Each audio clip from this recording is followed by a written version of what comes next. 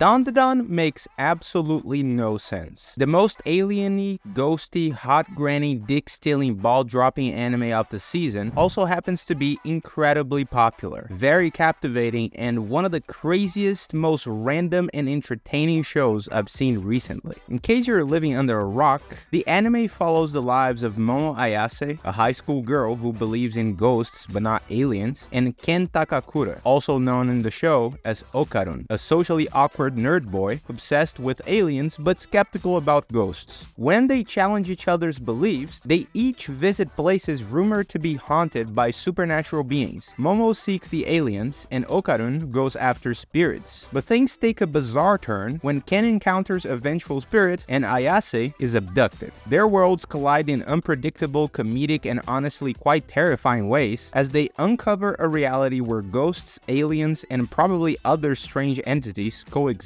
Teaming up, the two high school kids must face off against the bizarre creatures and supernatural threats while navigating their budding friendship, and perhaps something more. With high-energy action, eccentric humor, and weird twists, Dandadan combines horror, sci-fi, and supernatural elements in a chaotic but thrilling ride that defies expectations and reason at every turn. It's true that the anime is technically telling the story of two high schoolers, so there's a reasonable amount of very normal circumstances that any story of that sort would have. Momo and Okarun have a very usual dynamic between them, which keeps the narrative grounded to a degree. However, simultaneously finding a group of aliens and a ghost in completely different locations, being possessed by the evil spirit and having your dick stolen, teleporting over a phone, and fighting against aliens to protect each other's bananas, I'ma be honest, I did not see that one coming. During the first episode, the anime goes from standard comedic dialogue to what the actual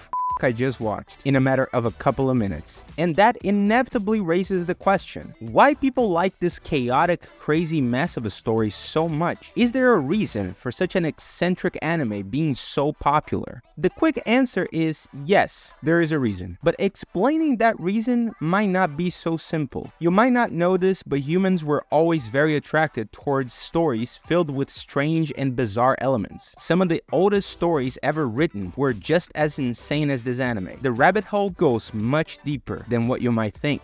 And speaking of rabbit holes, a good way to understand the popularity of such narratives is to analyze what's maybe the most famous, chaotic, random, and crazy story of all time, Alice in Wonderland. The tale, written by the reverend mathematician and artist Lewis Carroll, is actually part of a literary genre called, I kid you not, nonsense literature.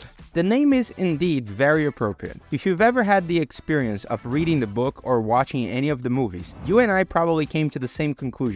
Lewis Carroll had to be high AF when he was writing this. There's no way a sober, clean-minded man would be able to write about a Cheshire cat giving Alice some philosophical insight before disappearing in thin air, leaving only a creepy smile behind, or about a Mad Hatter and a Dormouse having an endless tea party because time has stopped for them. Just like in Dandadan, the plot for Alice is not entirely nonsensical. Alice's final goal, despite not being clearly stated, is to escape Wonderland and regain control over her surroundings. At first, she's merely curious and willing to explore the world, but as the absurdity grows, she begins to feel really frustrated, lost, and desperate for a way out, which is exactly what our protagonist high schoolers have to go through in the anime as well. It's all fun and games when you're entering the dark tunnel or the abandoned building, but as soon as the ugly granny starts running after your dick, desperation starts to kick in. As disturbing as it might be to run from old spirits and ugly aliens, the cool part about nonsensical stories is that we're invited to experience freedom from strict logic, tapping into the most remote corners of our imagination. It leads us to question conventional ideas of meaning, order, and reality, sometimes even serving as social and political satire in many different ways. It's an intense mixture of humor, escapism, and occasionally even intellectual depth. Now, as I said, these absurd tales are old. In fact, they are older than civilization itself. Alice in Wonderland and Dandadan are both just examples of a modern narrative approach to a much older phenomenon. Ancient human storytelling, from myths to fairy tales, from religious scriptures to epic poems, was always filled with the most insane type of elements that defy logic and reason.